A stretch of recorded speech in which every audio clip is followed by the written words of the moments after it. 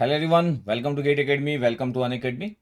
तो आज का जो टॉपिक है कि आपको फोकस करना चाहिए जिसमें हाई वेटेज होता है। बहुत बार मैं देखता हूँ कि एक स्टूडेंट बिना जाने कि उसको कौन से सब्जेक्ट को किस ऑर्डर में पढ़ना चाहिए या किन सब्जेक्ट्स पे उसको फोकस करना चाहिए भी नहीं पता होता है। मतलब आपको हमेशा एक स्मार्ट स्टूडेंट तो रहना है अगर आपको अच्छा स्कोर करना है तो आप ऐसा नहीं हो सकते कि आप बिना सोचे समझे स्टडी कर। जैसे मैं हमेशा बोलता हूँ कि यार मैथ्स और एप्टीट्यूड तो आपका इंटीग्रल पार्ट है आपके प्रिपरेशन का कि 28 मार्क्स है। अभी कई लोग लिखते हैं कि मेरे 4 सब्जेक्ट हो गए, फिर मैं देखता हूँ 4 सब्जेक्ट में क्या हुए तो उसमें मैथ्स एप्टीट्यूड नहीं है। कोई बोलता है मेरे 6 सब्जेक्ट हो गए, फिर मैं बोलता हूँ कि 6 सब्जेक्ट में क्या हो गए तो अगेन 6 सब्जेक्ट में मैथ्स और एप्टीट्यूड नहीं है।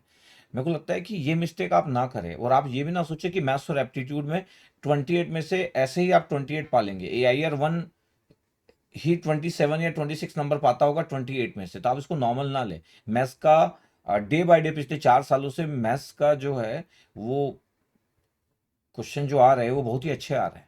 उसका लेवल थोड़ा सा वो इंक्रीज करते जा रहे हैं डे बाय डे, और IC बेंगलोर से मैथ्स अच्छा आएगा। अभी से मैं आपको बता देता हूँ। तो मैथ्स और एप्टीट्यूड को आप एक साथ पढ़ सकते हैं, 1 मंथ आप दे दीजिए। अब आप सोचोगे नहीं सर 1 मंथ, अरे तो 1 मंथ 28 मार्क्स के लिए तो कोई दे ही सकता है।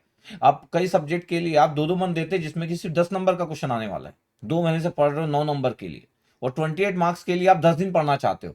तो एक स्मार्ट स्टूडेंट बनना इज ऑलवेज इंपॉर्टेंट।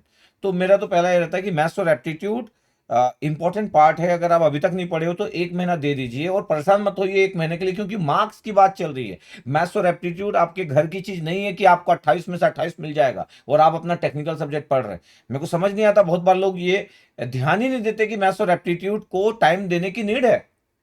मतलब गेट में कोई भी नंबर फ्री में नहीं मिलता है। नेक्स्ट बात आती है कि जब आप टेक्निकल सेक्शन में जाते हो कि टेक्निकल में से आपको क्या देखना है, तो टेक्निकल सेक्शन में से कभी कभी हम एक टफ सब्जेक्ट को सिलेक्ट कर लेते हैं। पता चला इलेक्ट्रिकल के आप एक नॉर्मल स्टूडेंट हो और आप मशीन पढ़ रहे हो, क्या कर लोगे मशीन पढ़ के? क्या कर लोगे? अगर आप 1 महीने तक सिंक्रोनस पढ़ोगे, 1 महीने तक ट्रांसफार्मर पढ़ोगे, 1 महीने तक DC मशीन पढ़ोगे, तो भाई आपका गेट में तो 5,000 रैंक भी नहीं आ पाएगा, क्योंकि आप 4 महीने तक मशीन पढ़ रहे हो। मैं बोल रहा हूँ कि आपको स्मार्ट स्टडी करना है। आपको ये देखना है कि आपका स्कोर कैसे आएगा। आपको नेटवर्क पढ़ना है, आपको कंट्रोल पढ़ना है, आपको सिग्नल पढ़ना है। क्यों आप कॉमन सब्जेक्ट को नहीं पढ़ोगे? डिजिटल में इंपॉर्टेंट टॉपिक पढ़ना है, एनालॉग सर्किट में इंपॉर्टेंट टॉपिक पढ़ना है कि क्या आपको आता है। अब आप ऐसा नहीं हो सकता कि एनालॉग सर्किट में BJT एम्पलीफायर पढ़े पढ़े हो, मॉसफेट एम्पलीफायर पढ़ रहे हो। नहीं पढ़ने की जीते ज्यादा, थोड़ा सा पढ़ो, 2 दिन में काम हो जाएगा आपका। तो मैं बोल रहा हूँ कि थोड़ा सा प्लान करना होता है।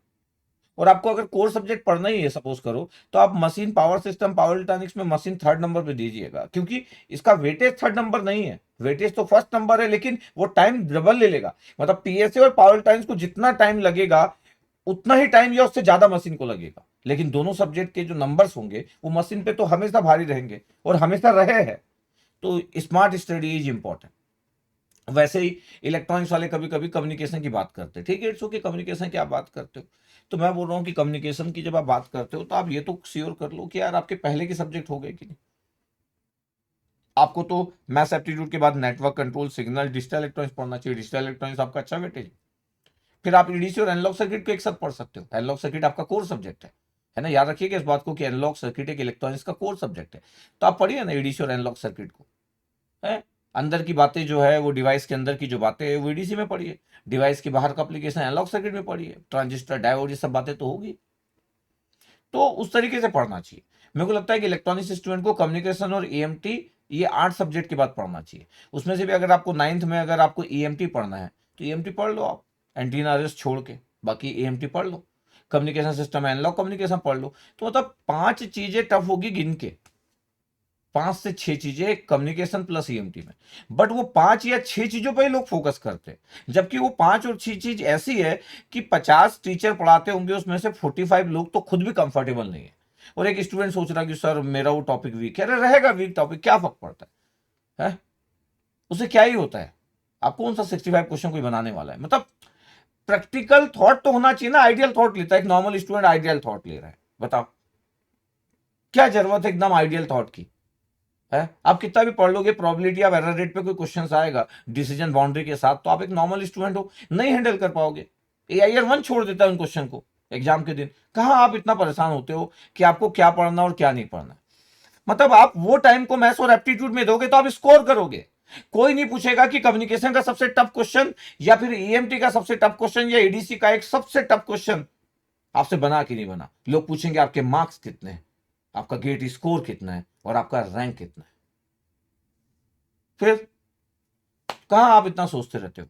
मैं ये नहीं बोल रहा हूं कि कुछ चीजों को छोड़ दो, लेकिन ये सब होने के बाद आपको लगता है कि आपके पास टाइम है तो आपको पढ़ना चाहिए, और बहुत सारे लोग पढ़ते हैं उन सब टॉपिक को। लेकिन वहां पे मेरे को प्रॉब्लम होती है जब आप उन टॉपिक पे फोकस करते हो अपनी बेसिक प्रिपरेशन को छोड़ के। बताओ, तो कैसे स्कोर आएगा यार आपका। आपको ज्यादा स्कोर करना है तो आप गलत चीजों को टच करते हो। यकीन मानिए आप गलत चीजों को टच करते हो।